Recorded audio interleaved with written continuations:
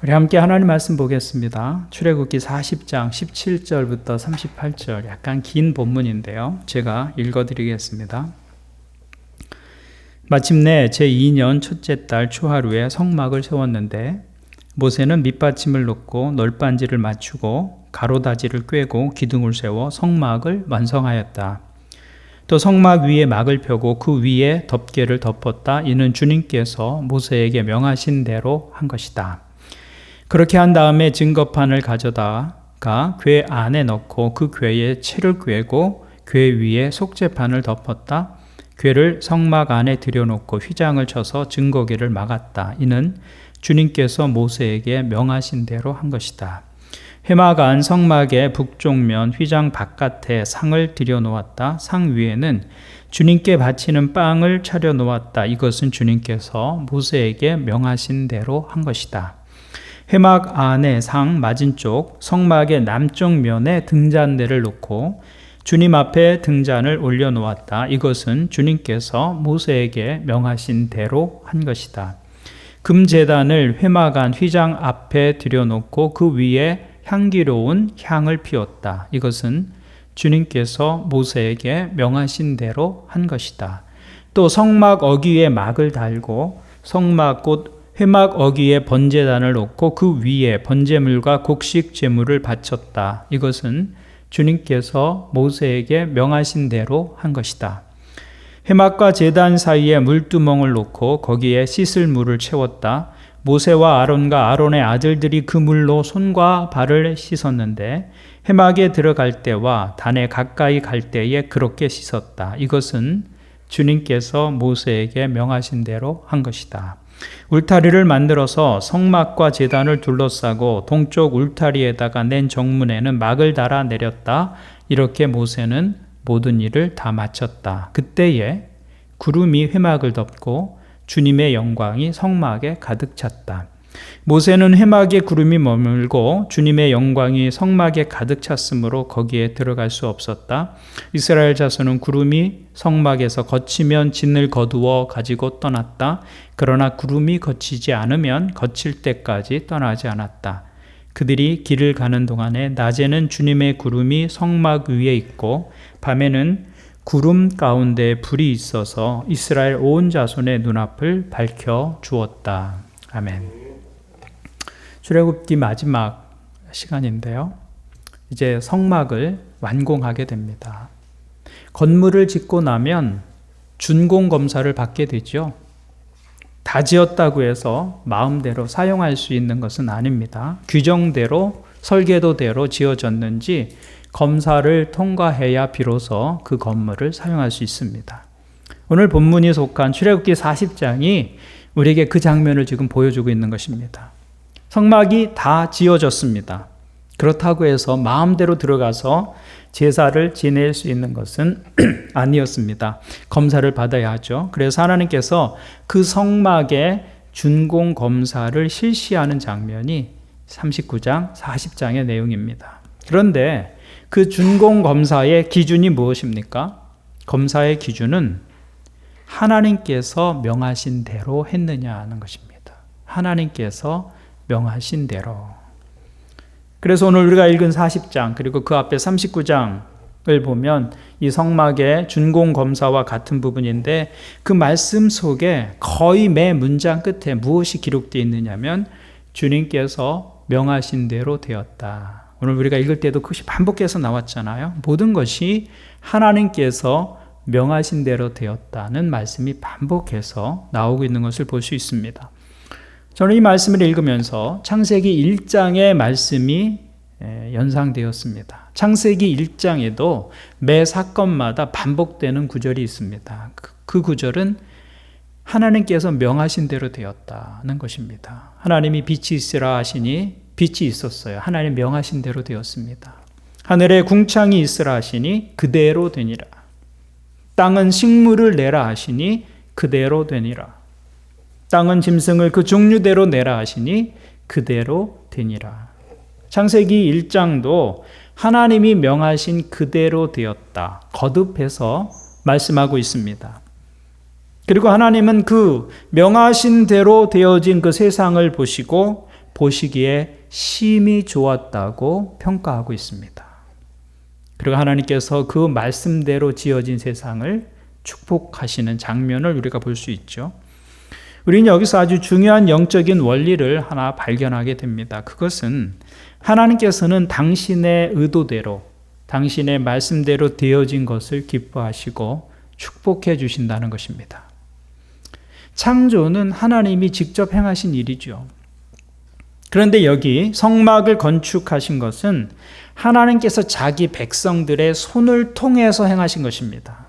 그러나 하나님께서 명하신 대로 되어야 한다는 원리는 변함이 없습니다. 동일합니다. 그래서 하나님께서 명하신 성막이 말씀하신 그대로 완성되자 하나님은 그 성막을 지은 백성들을 축복하셨다고 기록하고 있습니다.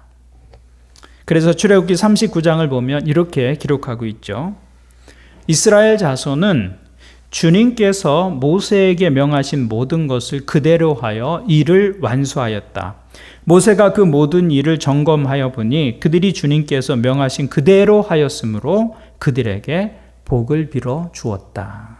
하나님께서 모세를 통해서 이스라엘 백성들을 축복하신 이유가 무엇입니까? 그들이 주님께서 명하신 그대로 하였기 때문입니다. 이것이 하나님께서 우리를 대하시는 변하지 않는 원칙이다라는 것이죠. 하나님에 대한 말씀에 대한 순종, 하나님에 대한 순종, 말씀에 대한 순종은 복을 가져온다. 하나님의 축복을 가져온다.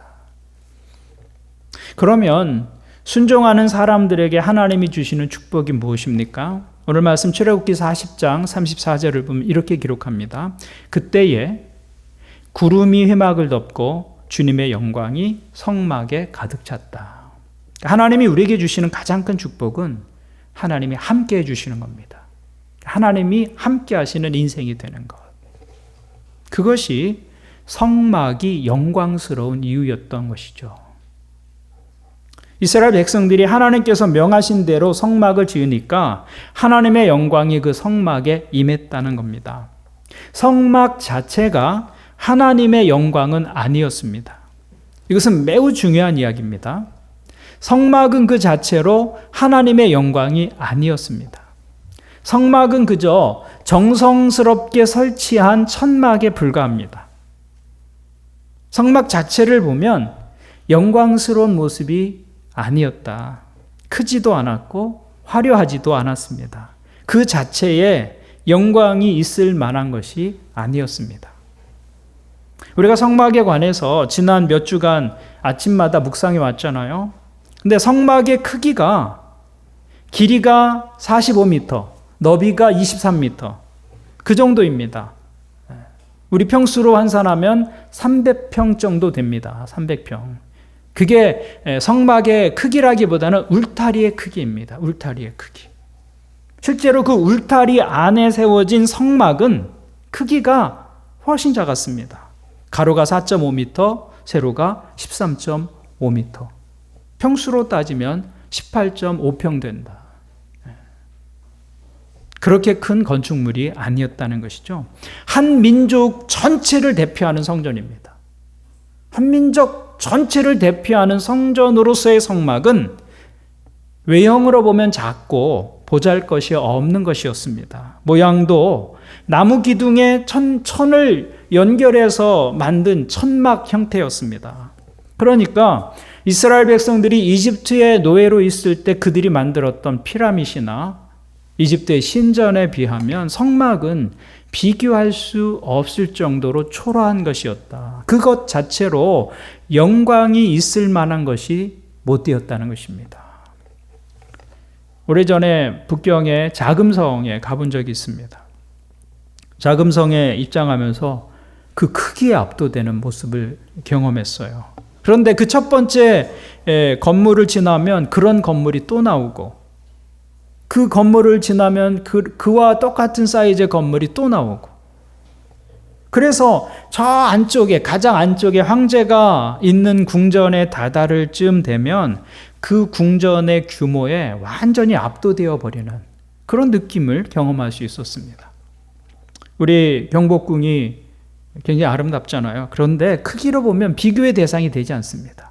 그래서 중국의 사신으로 가는 사람들이 그 궁전에 입장하면서 그 규모에 놀라고 압도되어서 황제 앞까지 가서는 저절로 머리를 조아릴 수밖에 없는 그런 모습이었겠다. 그것을 현대를 사는 제가 경험했을 정도였으니까요. 규모가 주는 그 압도하는 어떤 상황이 있습니다. 그래서 왕의 영광을 위해서 지어진 궁전은 크고 화려해야 했다는 것이죠. 더 크게 짓고 더 화려하게 짓는 것입니다. 그런데 이스라엘 백성들이 자신들의 하나님을 위해서 지은 성막은 그 크기로 보나 그 재료로 보나 작고 초라한 것에 불과했다. 성막 그 자체로는 전혀 자랑할 만한 것이 되지 못되었습니다. 그래서 이스라엘 역사에서 이 성전이 작은 것이 문제가 되기도 했어요. 예를 들면 헤롯 대왕 같은 사람을 보면 이 사람은 예수님이 태어날 당시에 유대 지역의 왕이었어요. 분봉왕이었어요. 그런데 이 헤롯을 헤롯 대왕이라고 부르는 이유는 이 사람이 자신이 왕으로 다스리는 동안에 많은 치적을 이루었기 때문입니다. 그런 이스라엘 항구를 새롭게 확장하고 여러 가지 토목공사를 진행했는데 그 중에 하나가 그가 힘을 기울여서 한 것이 예루살렘 성전을 재건하는 일이었습니다. 그래서 세 번째 지어진 이 성전을 헤롯 성전이라고 부릅니다. 그런데 이 성전을 엄청난 돈을 부어서 아주 폼나게 짓고 싶은데 한 가지 제약이 있는 것입니다. 그것은 예루살렘 성전을 광야에 설치했던 성막의 양식을 따라서 지어야 했다는 것이죠. 그러니까 아무리 크게 지어도 성전이 300평을 넘지 못하는 거예요. 그래서 그 성전을 아무리 화려하게 지어도 아무리 웅장하게 재건하려고 해도 자기 위협을 그 성전 자체로 보여줄 수는 없는 것이었습니다.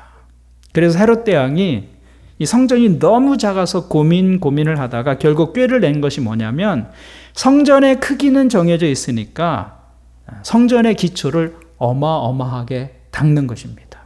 그래서 성전의 기초를 할 수 있는 한 엄청나게 크고 웅장하게 만들어 놓고 그 위에 성전을 달랑 올려놓는 그런 모양으로 성전을 재건하게 됩니다. 그만큼 하나님이 세우라고 하신 성전은 사이즈로 보면 굉장히 작고 보잘것이 없었다 그 말입니다. 한때 인터넷에 굴욕 시리즈가 유행했던 적이 있어요. 키 큰 사람 옆에 키 작은 사람 세워놓고 누구의 굴욕, 아니면 똑같은 옷을 입은 두 사람을 비교해 놓고 누구는 맵시가 있는데 누구는 맵시가 나지 않으니까 누구의 굴욕, 그런 시리즈가 있었죠. 근데 성막이 마치 그런 것이었습니다. 이집트의 피라미드 세워놓고 아니면 이집트의 신전을 세워놓고 그 옆에 하나님의 성막을 같이 놓으면 제목이 어떻게 달릴까요? 여호와의 굴욕, 이렇게 되는 것이죠. 그럴 정도로 성막은 작고 초라했다 그 말입니다. 그런데 하나님은 이스라엘 백성이 그 성막을 명하신 대로 짓자 그 성막에 당신의 영광을 두고 거기에 임재하고 머무셨다, 그렇게 기록하고 있습니다. 그런데 이것이 우리에게 주는 의미가 있습니다. 하나님은 사이즈를 가지고 바로와 경쟁하는 하나님이 아니시다라는 것입니다. 하나님은 크기에 연연하지 않으십니다. 하나님은 크기로 성공과 실패를 말씀하는 분이 아니시다. 그러니까 여러분이 만일 여러분의 인생을 크기나 높이로 재고 있다면 하나님을 잘못 알고 있는 것입니다.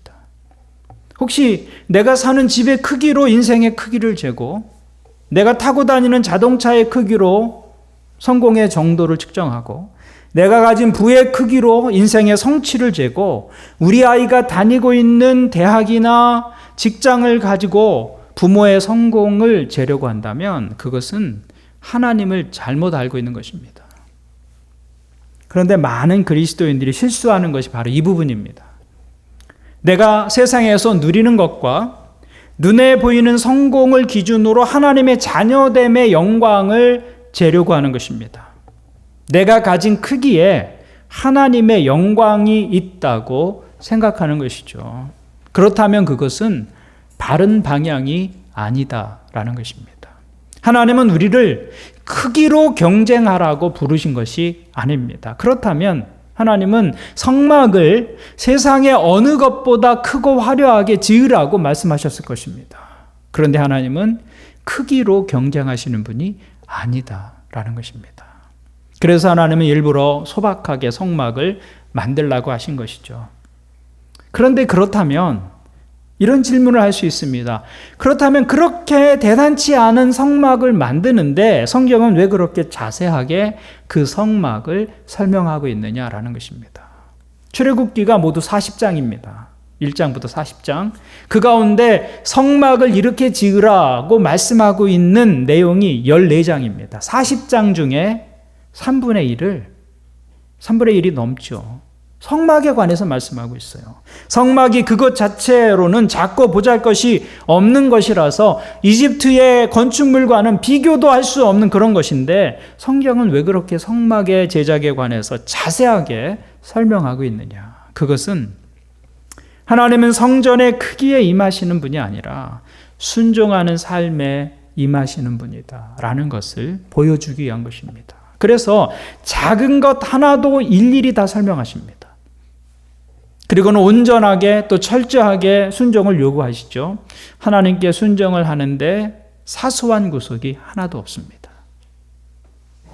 성막을 건축할 때 하나님은 아주 작은 것마저도 일일이 다 설명해 주셨습니다. 심지어는 울타리를 세우는데 그 기둥에 받칠 밑받침도 이렇게 이것을 가지고 이런 모양으로 이런 크기로 만들어라 다 설명해 주셨습니다. 그래서 성막은 아주 작고 세세한 부분들까지도 하나님의 명하신 대로 되었다는 것입니다. 큰 것은 순종하고 작고 사소한 것은 내 마음대로 할 수 있는 것이 아니었습니다. 이것이 의미하는 것이 무엇입니까?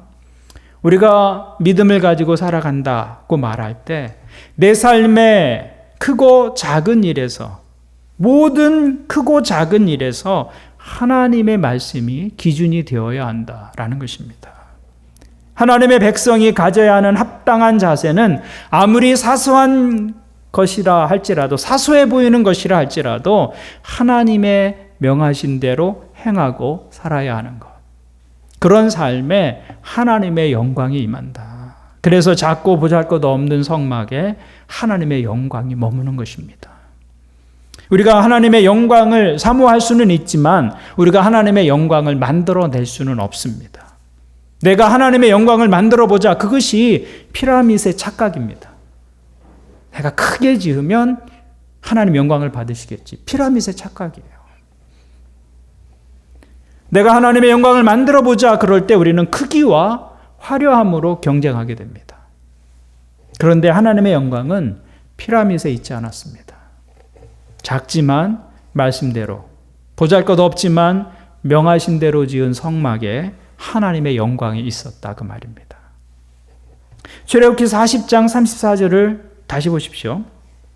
그때에 구름이 회막을 덮고 주님의 영광이 성막에 가득 찼다.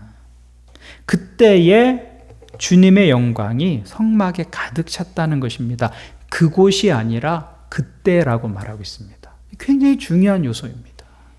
하나님의 영광이 어떻게 임했느냐? 그곳이 아니라 그때에 임했다 그 말입니다. 언제예요? 그때가. 18절을 보십시오. 모세는 밑받침을 놓고 널빤지를 맞추고 가로다지를 꿰고 기둥을 세워 성막을 완성하였다. 또 성막 위에 막을 펴고 그 위에 덮개를 덮었다. 이는 주님께서 모세에게 명하신 대로 한 것이다. 그러면서 그 밑으로 주님께서 모세에게 명하신 대로 한 것이다 라는 말씀이 우리가 읽은 그 본문에서만 7번 등장합니다. 주님께서 모세에게 명하신 대로 한 것이다. 그때에 하나님의 영광이 성막에 임하였다. 이렇게 말하고 있는 것이죠. 모세가 한 것은 그것뿐입니다. 하나님께서 하라고 하신 말씀을 따라서 작은 것 하나 소홀히 여기지 않고 철저히 순종했습니다. 그러고 나니까 하나님의 영광이 그 위에 덮였다라는 것이죠. 우리가 할 수 있는 것은 그것이다. 크기가 아니라 작은 일에도 하나님이 명하신 대로 행하는 것이다. 지금 내 인생의 시기에서 하나님이 하라고 하신 것을 하는 것입니다. 거기에 순종을 최선을 다해서 하는 것이죠. 명하신 대로 해보는 거예요. 그럴 때 하나님의 약속이 우리 눈에 보이는 현실이 되는 것이죠. 그것이 하나님의 영광입니다. 지금 여러분의 현실에서 하나님께서 명하신 대로 행하면 거기에 그때에 하나님의 영광이 나타난다. 하나님의 인도하심이 그때에 그 삶 속에 있다고 말씀하고 있는 것이죠. 여러분이 지금 자녀를 기르고 있다면 그때에 하나님이 명하신 대로 하는 것입니다. 그러면 자녀를 기르고 양육하는 일에 하나님의 영광이 나타나게 될 것입니다. 여러분이 무슨 큰 일을 그 자녀를 통해서 성취해야만 하나님의 영광을 받으시는 것이 아닙니다. 그것이 부모의 영광은 될 수 있겠지만 하나님의 영광이 되지 않는 경우가 훨씬 많습니다. 하나님의 영광은 피라밋에 있지 않고 성막에 있기 때문입니다. 부부로 살아갈 때 그 관계에서 하나님이 명하신 것이 무엇인지 거기에 집중하는 것이죠. 그때 부부의 삶을 통해서 하나님의 영광을 받으시게 될 것입니다. 살면서 갈등이 생기고 어려움이 생기고 인간관계가 비틀어질 때 그때 하나님께서 우리에게 바라시는 것은 하나님께서 명하신 대로 반응하고 행동하는 그것입니다. 그때 그 행동과 반응이 우리 삶에 하나님의 영광이 거하시는 성전이 되는 것이죠. 성전이 어떤 물리적인 공간이 아니라 그때의 내 삶이 성전이 되는 것입니다. 그 시간 속에 하나님의 거룩이 임하는 것이고 그 시간 속에 하나님의 성전이 이루어지는 것이죠. 그때에라는 것입니다. 그때에. 그때 그 행동, 그때 그 반응, 그것이 우리 삶에 하나님이 거하시는 성전을 만들어내는 것이죠. 그런데 사람들은 그렇게 생각하지 않는 것 같아요. 지금은 아니라고 생각합니다. 지금이 그때인데 지금은 아니고 내가 원하는 것이 좀 이루어지고 나면 그때야 하나님을 내가 영광스럽게 할 수 있을 것이다. 그렇게 생각하는 것이죠. 내가 하고 있는 일이 좀 더 근사한 결과를 만들어내면 하나님께 영광이 될 것이다. 내가 좀 더 크고 능력 있고 부유하게 되고 성공하게 되면 그것이 하나님께 영광이 될 것이다. 아니라는 것이죠. 그것이 피라미드예요. 부자가 되지 말라 그런 말 아닙니다. 성공하지 말라 그런 말이 아닙니다. 성경이 말씀하고 있는 것은 그것 자체가 하나님께 영광이 되지는 않는다. 그게 피라미드다. 피라미드는 가장 커다란 건축물이었습니다. 그런데도 하나님께 영광은 되지 않았어요. 오히려 작고 초라했지만 하나님께서 보여주신 식양대로 작은 것 하나 소홀히 여기지 않고 그대로 지은 성막에 하나님의 영광이 임했다는 것이죠. 우리는 하나님의 영광을 만들어내는 존재가 아닙니다. 우리가 할 수 있는 일은 하나님이 명하신 대로 해보려고 하는 거예요. 우리 인생을 향한 하나님의 바람은 하나님이 명하신 대로 우리가 살아가는 것입니다. 그러면 하나님께서 우리와 함께 주실 것입니다. 우리를 결코 실망시키지 않으실 것입니다. 여러분 그것을 믿으시기를 바랍니다. 그것을 믿고 오늘 여기 내 삶의 자리에서 하나님께서 말씀하신 대로 반응하고 살아가는 것. 그때에 하나님의 영광이 임한다. 그것이 믿음의 삶이다라고 말씀하고 있는 것이죠. 그래서 이스라엘 백성들이 광야에서 40년 동안 훈련한 것이 무엇이었습니까?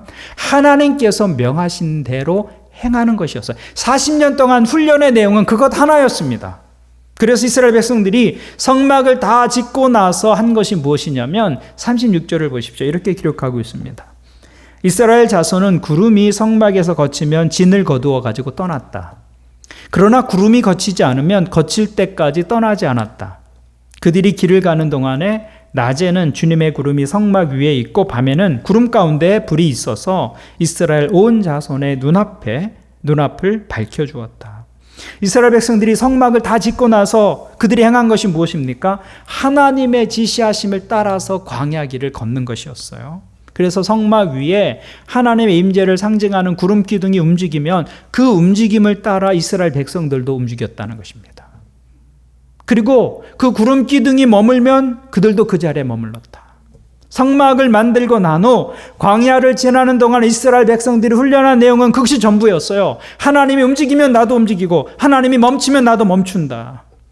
하나님께 순종하는 삶을 훈련했던 것이죠.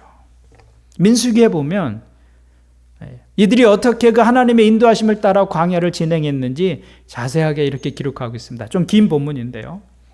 무엇을 말씀하고 있는지 여러분 생각하시면서 한번 들어보십시오. 구름이 성막 위로 거쳐 올라갈 때면 이스라엘 자손은 그것을 보고 난 다음에 길을 떠났고, 구름이 내려와 머물면 이스라엘 자손은 바로 그 자리에 진을 쳤다. 이스라엘 자손은 이렇게 주님의 지시를 따라 길을 떠났고 주님의 지시를 따라 진을 쳤다. 구름이 성막 위에 머물러 있는 날 동안에는 진에 머물렀다. 그 구름이 성막 위에 여러 날 동안 오래 머물면 이스라엘 자손은 주님의 명을 지켜 길을 떠나지 않았다. 구름이 성막 위에 며칠만 머물 때도 있었다. 그때에는 그때대로 주님의 지시에 따라서 진을 치고 또 주님의 지시에 따라 길을 떠나곤 하였다. 구름이 저녁부터 아침까지만 머물러 있을 때도 있었다. 그럴 때에는 아침이 되어 구름이 거쳐 올라가면 그들은 길을 떠났다. 낮이든지 밤이든지 구름만 거쳐 올라가면 그들은 길을 떠났다. 때로는 이틀이나 한 달이나 또는 몇 달씩 계속하여 구름이 성막 위에 머물러 있으면 이스라엘 자손은 그곳에 진을 친 채 길을 떠나지 않았다. 그들은 구름이 거쳐 올라가야만 길을 떠났다. 이렇게 그들은 주님의 지시에 따라 진을 쳤고 주님의 지시에 따라 길을 떠났다. 그들은 주님께서 모세를 시켜 분부하신 대로 주님의 명령을 지켰다. 그러니까 광야 생활의 목적은 하나였어요. 순종이었어요. 순종. 주님께서 모세를 시켜 분부하신 대로 주님의 명령을 지켰다. 하나님께서 말씀하신 대로, 하나님께서 명하신 대로. 이것이 이스라엘 백성들이 광야 40년 동안 훈련해야 하고 또 배워야 했던 내용이었다는 것입니다. 그것이 없었다면 가나안 땅에 들어가도 그것은 성공이 아닙니다. 하나님께 영광이 될 수 없어요. 가나안 땅은 광야와는 비교도 안 되게 좋은 땅이었습니다. 젖과 꿀이 흐르는 땅이었고 포도송이가 주렁주렁 맺히고 비교할 수도 없고 풍요롭고 기름진 곳이었습니다. 그런데 거기에 들어가서 사는 것 자체가 성공이 아니고 거기에 들어가는 것 자체가 하나님께 영광이 아니었다 그 말입니다. 하나님께 영광이 되는 삶은 하나님이 명하시는 대로 행하는 것이었습니다. 그것이 없다면 가나안도 축복일 수 없는 것이죠. 그러니까 광야에서도 하나님을 영광스럽게 할 수 있지만 반대로 가나안에서도 하나님께 영광이 되지 않을 수 있는 것입니다. 광야냐 가나안이냐 그것이 문제가 아니다 그 말이죠. 그래서 이스라엘 백성들은 이 단순한 훈련을 40년 동안이나 하고 나서 비로소 가나안에 들어갈 수 있었다는 것입니다. 왜냐하면 가나안 땅의 새 삶은 하나님께 순종하는 삶을 살기 위한 것이었기 때문입니다. 하나님께 순종하는 백성이 되지 않는다면 그들이 이집트 땅을 나올 이유가 없죠. 그 땅에서나 광야에서나 가나안에서나 어떤 차이가 있는 것입니까? 하나님께 순종하지 않는다면. 그래서 하나님은 광야 40년 동안 이스라엘을 훈련하신 것입니다. 순종만이 하나님께 영광을 드리고 하나님의 영광을 담아내기 때문입니다. 그러므로 출애굽기를 마치면서 여러분이 기억해야 할 한마디는 이것입니다. 하나님께서 명하신 대로. 하나님께서 명하신 대로. 여러분 이 말씀을 출애굽기를 마치면서 기억하시기를 바랍니다. 여러분 믿음의 사람의 삶은 내 뜻대로 되었다, 내 계획대로 되었다고 말하는 것이 성공이 아닙니다. 물론 그 계획과 그 일이 하나님의 뜻과 계획과 일치해서 내가 원하는 결과를 만들어낼 수도 있습니다. 그러나 그것 자체가 인생의 성공, 삶의 성공이라고 말할 수 없는 것이죠. 믿는 사람들의 참된 성공은 어디에 있느냐면 하나님께서 명하신 대로 되었다. 그 말 속에 있는 것입니다. 여러분의 가정도, 여러분의 사업도, 여러분의 자녀도, 우리 교회도 참된 성공의 기준은 무엇이냐? 하나님께서 명하신 대로 되었다.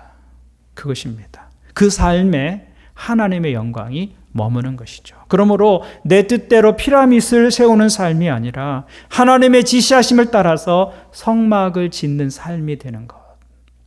하나님이 명하신 대로 지금 여기에서 최선을 다하는 것, 그 삶에 하나님의 함께하심이 나타나게 될 것입니다. 하나님께서 결코 우리를 실망시키지 않으실 것입니다.